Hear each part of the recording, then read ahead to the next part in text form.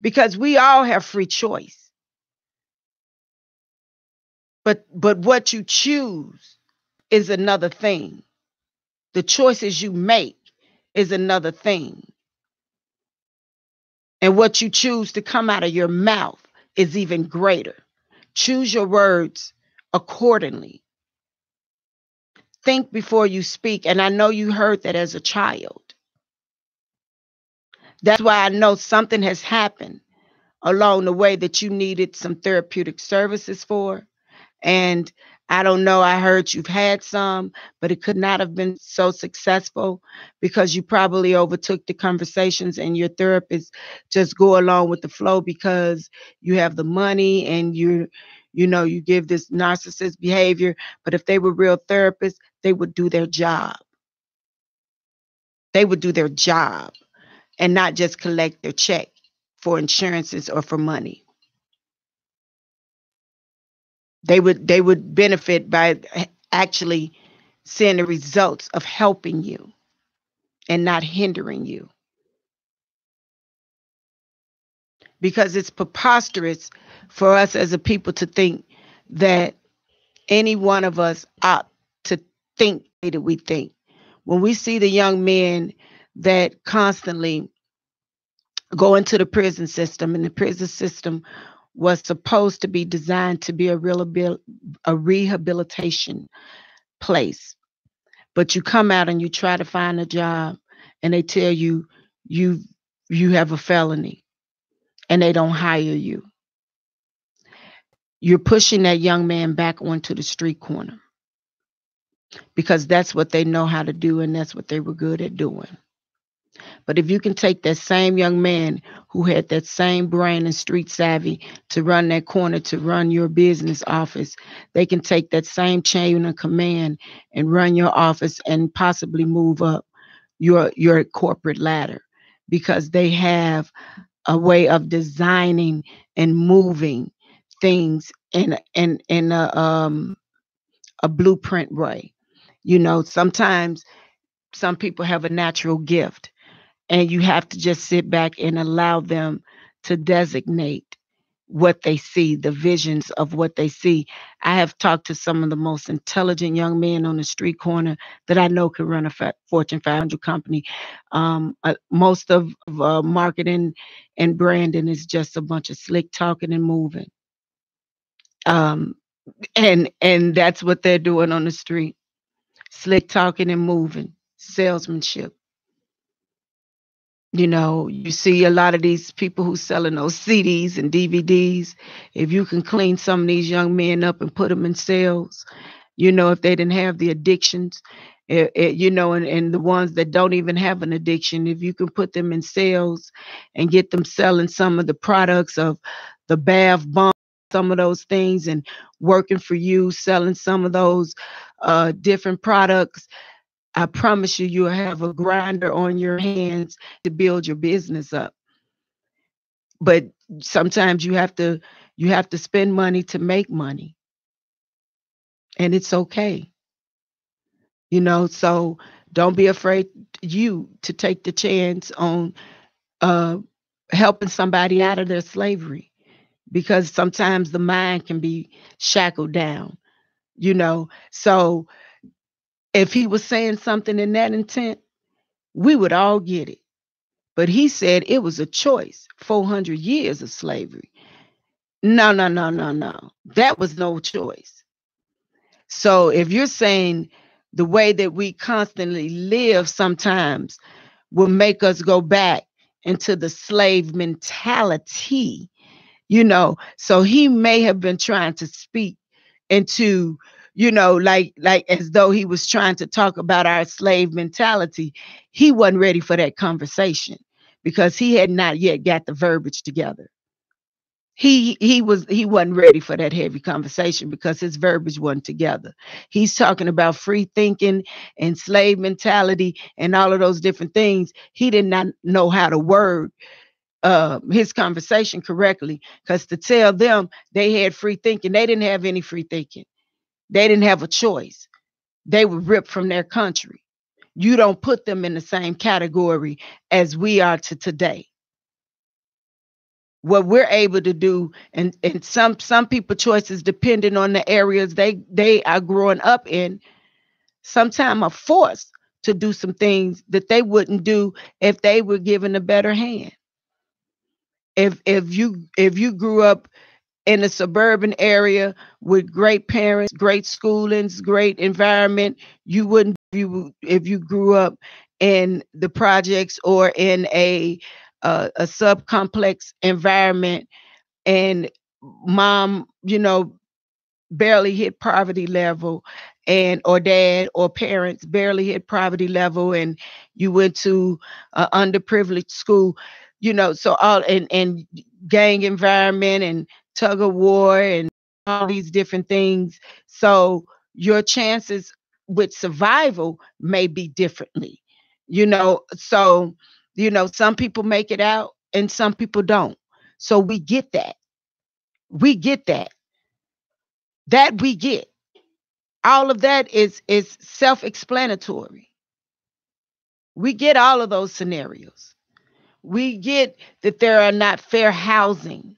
So when I say how have we moved as a people, you know, we can get great jobs now. But we still have to fight for them? Heck yeah. Do we still have to put in a better education for them? Absolutely. Absolutely. Is it still people we know? Sometimes that makes them get an edge up. You better believe it. We can have the education, but the parents can know one another and they'll get the job. And they would have a high school degree and we'll have a master's. And they'll get the job. And we'll be very upset because we know we should have that position. And we've worked 4 years to prove ourselves, or 5 years to prove ourselves worthy of this position. And here comes Junior right in the door from high school and he lands the job. But guess what? Don't stop showing your ability to grind and prove yourself worthy. And as you do that, that does not mean that your buck stops there. Continue to look for other employment that may value who you are. Or another company may have looked what you've done in that company and may want to petition you to work for them. And make yourself available. Don't box yourself in. Do we see greater opportunities when it comes to schooling? Of course. Of course. Of course we do. We know that we can apply to certain schools and we should get in. But they only take very few minorities. But our grades can say everything about us. We should be able to get in. But they're going to take everyone else above us because these parents know who these parents are and they get in by sorority and fraternity pools and all of those different things. And so we know that we may be overlooked. And we put in all of this work in school and we found the best schools to take us and we scored high on our tests. But we don't give up. We continue to score. We continue to push. Because at the end of the day, your grades and your GPA will speak for yourself. And when you still apply for those jobs, you can pull out your same portfolio and show who you were in school, what you achieved. You were in the honor society. I take pride on my things, and so should you. So all of those things still come into play. You don't give up on you. You keep pushing on you. Have we made progress as a people? We've saw our first black president. Chicago saw their first black mayor. Other cities have saw their first black mayor. We've seen black senators. We've had congresswomen and men, senators, President Winkle, and we've had President Stroger.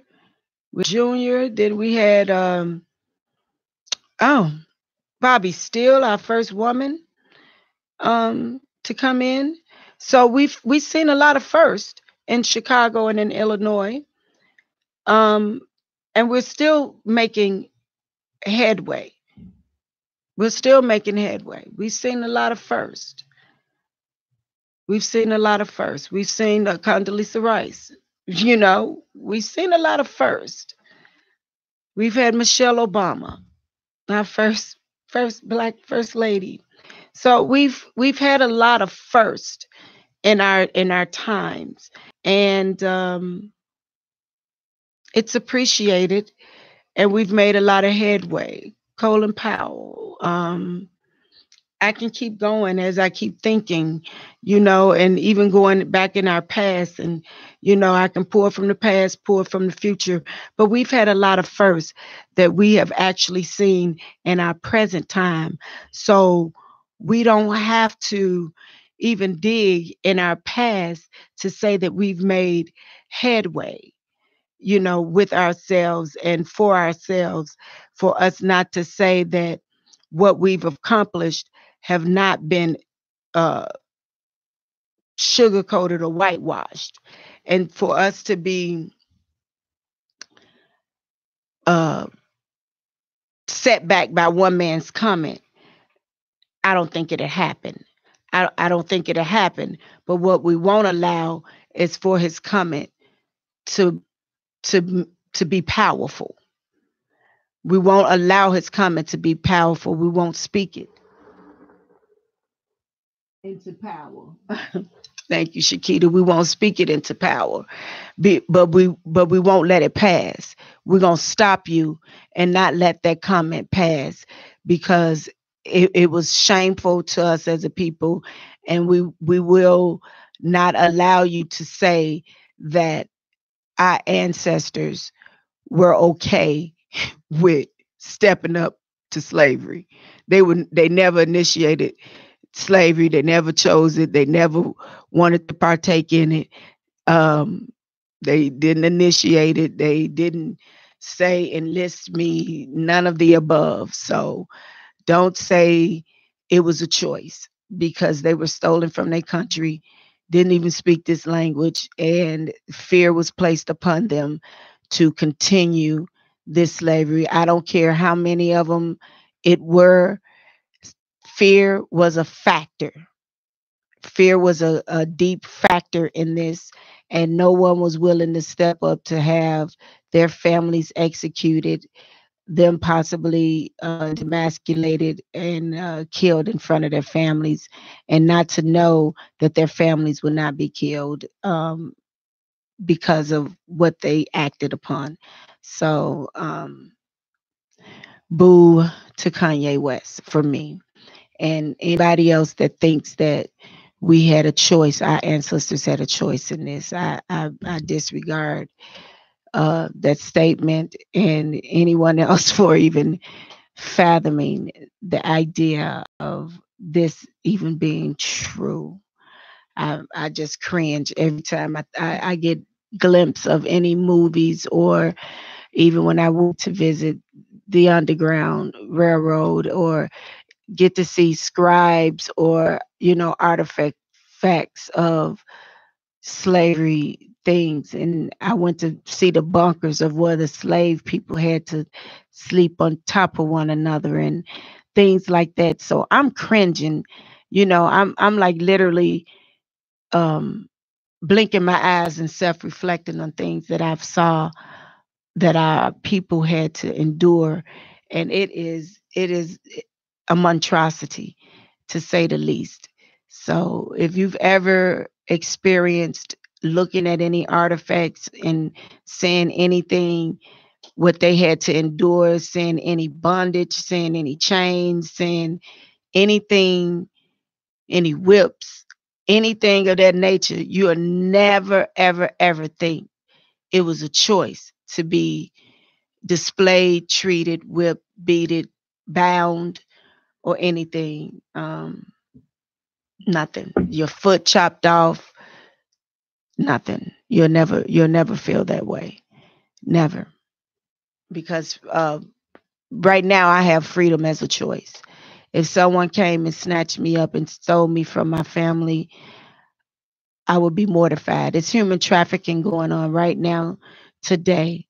And if you would ask any one of those young women or men if they wanted to come back to their families, they would opt to say yes. I can guarantee that if they would not fear for their lives, they would opt to say yes, or not fear that their families would be killed because their families get threatened, their children lives. It's human trafficking going on right now, which is today's slavery.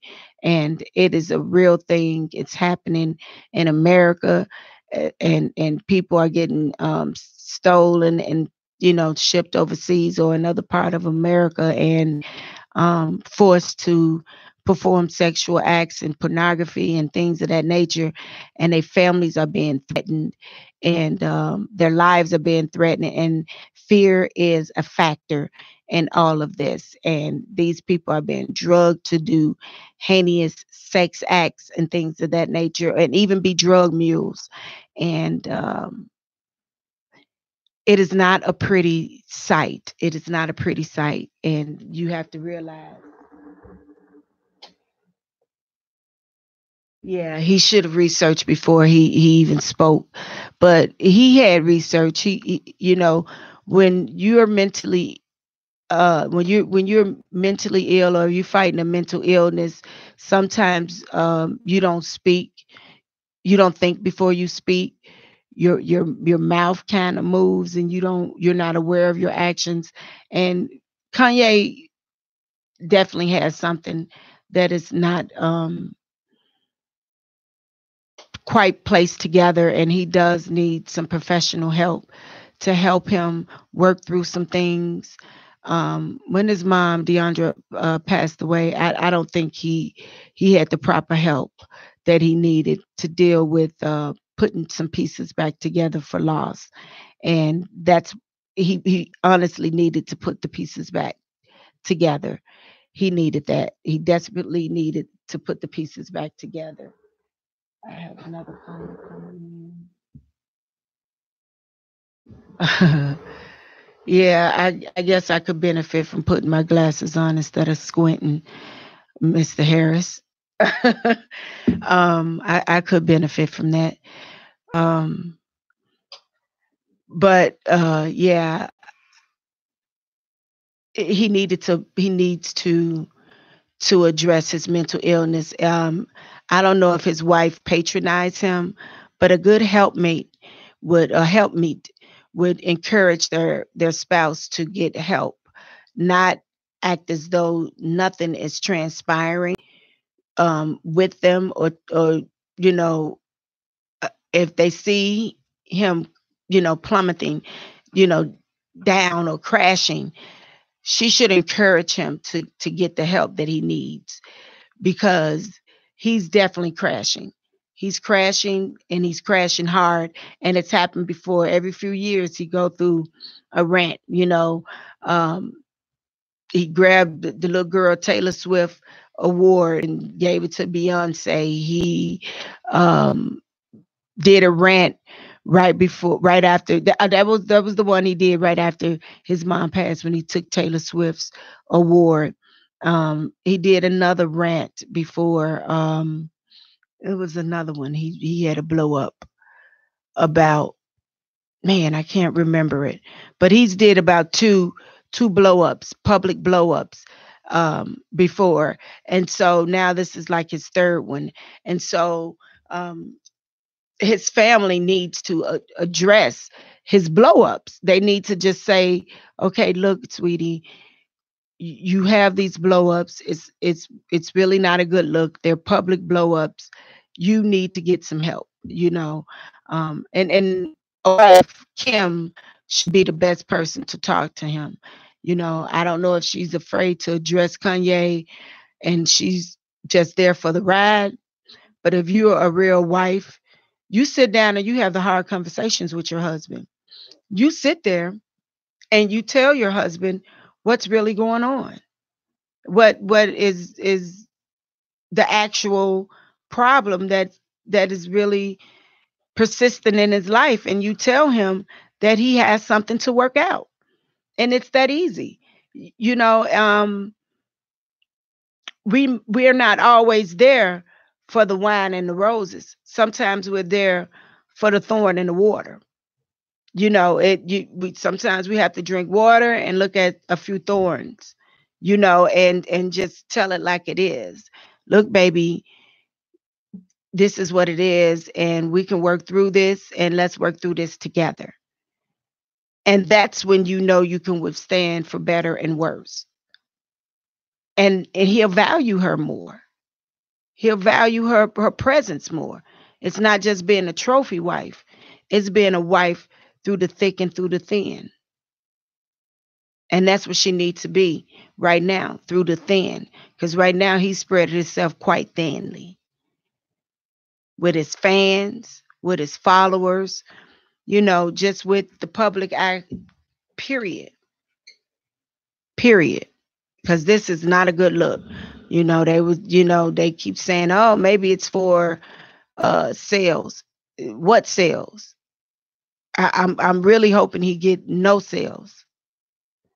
So, but I just want us to understand as a people where we're going, where we can be, where we don't have to look back to get there. We don't have to look back as being the minstrel of the ball, of the setting. That we can move forward. That we don't have to side with evil. We don't have to be the Sambo of the plantation. We can actually be the person that decides to stand up. We can be the person that decides to stand up and to stand for right. We don't have to be the person that sits there and say, well, I'm gonna go with Massa because Massa looked like he winning. Look, Massa not winning because he says we winning. Trump making all of these allegations, and I actually said that man's name. I am going to put Listerine and 3 6s and castor oil and all the nasty stuff my mama used. I actually said that man's name. That man is not winning. And so you want to run over to him. Maria Robertson. I think he's crying out. He spoke about being in Hollywood and not trusting anybody. Rich and running for the real is not an outcome before the connection. Back to reality. Martin Lawrence did it. So on and so on. And April Shannon, you look good, sis. Oh, thank you. Thank you. Maria, you made a great point.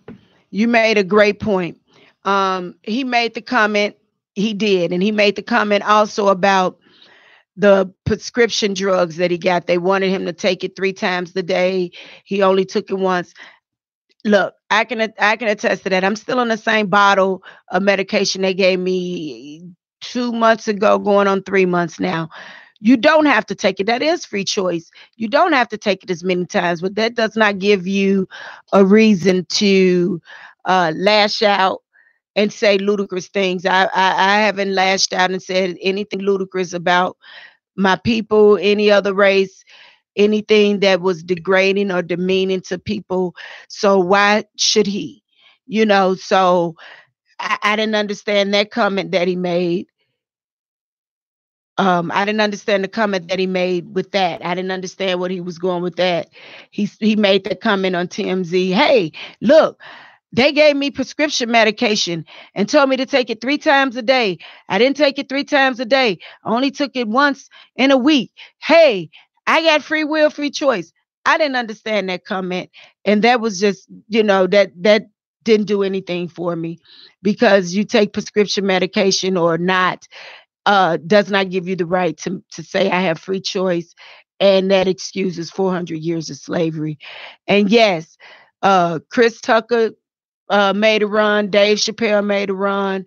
Martin Lawrence made a run that everybody do sabbaticals to get themselves right, or they off themselves like the other ones have. You know, the way he's headed, he heading in the off themselves direction. You know, um, I'm sorry to say that when you're doing these outbursts and you're not looking for a sabbatical and a way of centering yourself, and that's what they did. They found a way to center themselves. They went to a higher place. They found some peace. They came back. They re-entered society, re-entered the business, and they found themselves. That's what they did. They found themselves, and they were able to come back into the business. But the others either pop pills or um, played around with prescription drugs or committed suicide by cutting their wrists or blowing their head off or whatever method they felt of getting away. And that's normally what the Hollywood people do. And it's sad to say that's how they get away. And the rate he's going in the other direction. If he does not take the route of therapy, a sabbatical of centering himself and finding his spiritual way, he is going to go in the opposite direction of demise. You have to find a place of serenity, peace, and yourself in this world. You lost the joy of your life. You lost the person that helped center you, to help guide you. Now you have to find your way. You know, when I was a child, I did childish things. When I became a man, I put away those childish things. So he never put away his childish things because his mom was always there to pick up the pieces. He had to learn how to be the man. And that's what he did not learn how to do. He have to learn how to be a man and put away the childish things. And that's why I always tell people, um, don't handicap your children. Don't pacify them um, when they grown. Teach them how to be men and women. Teach them what it is to be on their own. It's okay to allow them to come back home, but still let them be men and women. Know what it is to pay the bills, know what it is to stand on their own, know what it is to be productive um, adults. Even if they have to come back home, still make them pay the bills, still make them, be responsible, still let them know what it is to be a productive person in society. So when they leave back out of your home, then they're still able to pay their own bills. They're still able to be productive members of society.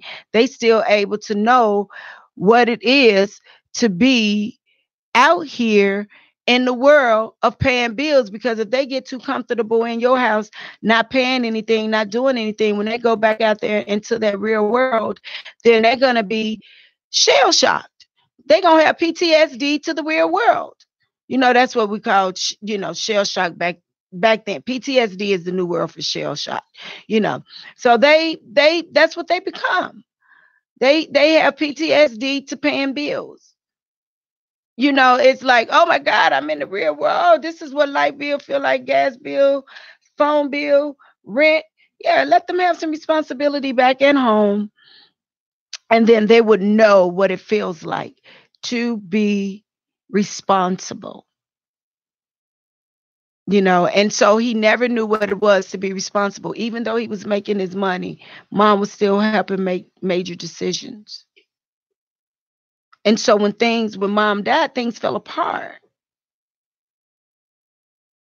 You still needed to know how to make major decisions, life crisis, things that made sense, things that made a difference in your life was needed. And so you needed to have that done. And me, from losing, parents, I know what it is. Thank God mom prepared me. Dad taught me things, and I lost him at 12. but he taught me things and showed me things young.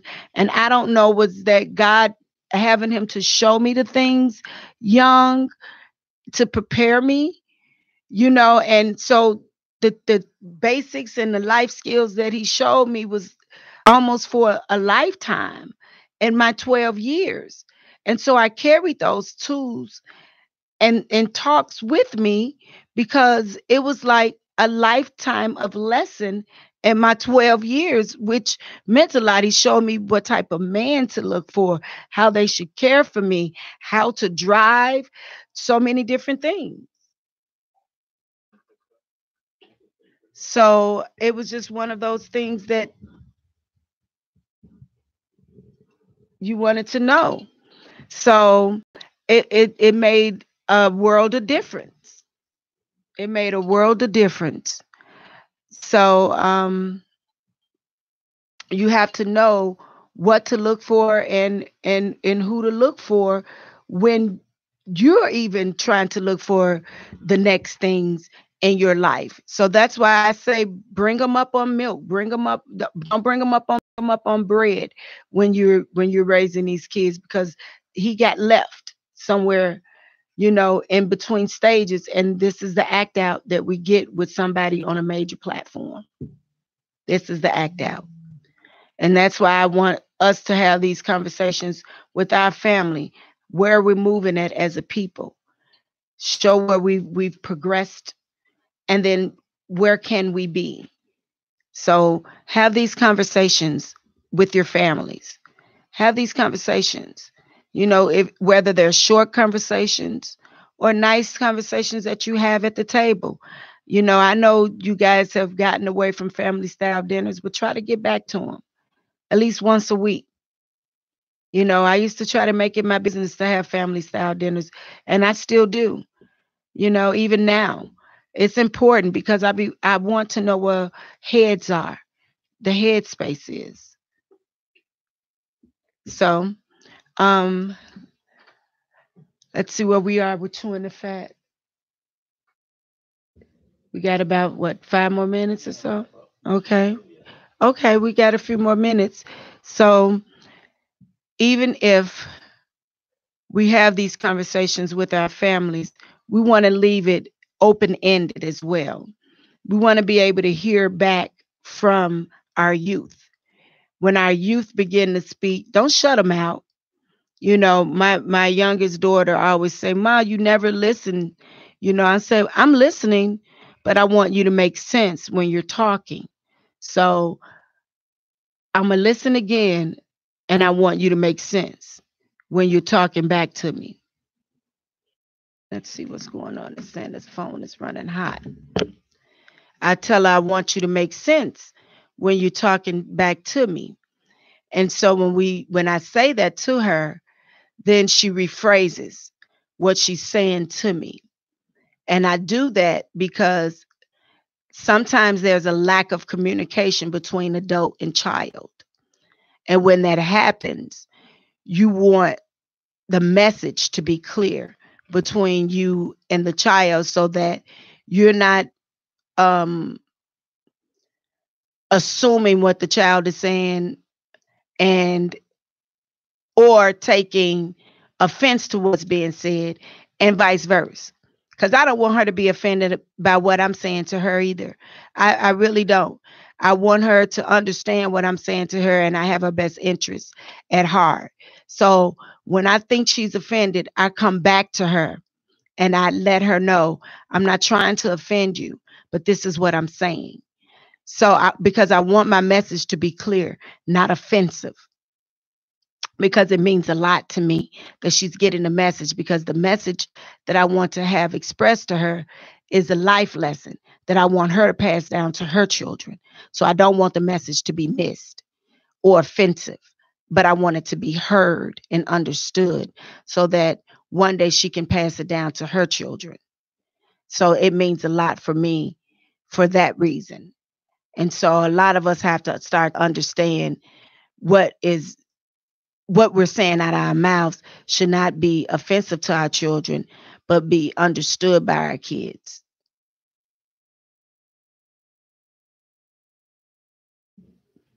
Okay, I think my Facebook Live is going to go dark. It's saying my phone is receiving heat warnings. First time I ever received that message. I don't know. We are having visual complications at the studio today, but however, I think I got in most of my visual conversation that needed to be um, gotten out. But for audio, I can add about 5 minutes more on, or I can end. I can wrap it up. But what I'm going to do, I'm going to wrap this audio up of chewing the fat because I think I got all that was in that was needed. I thank you guys for joining your host, the Queen, on this edition of Chewing the Fat. And you know what I'm going to end with? Live life on purpose. Live life with purpose, for without purpose, there is none. Feed your brain from Intellectual Radio. Thank you, and I'll see you guys next week. So you choose to lose someone who loves you.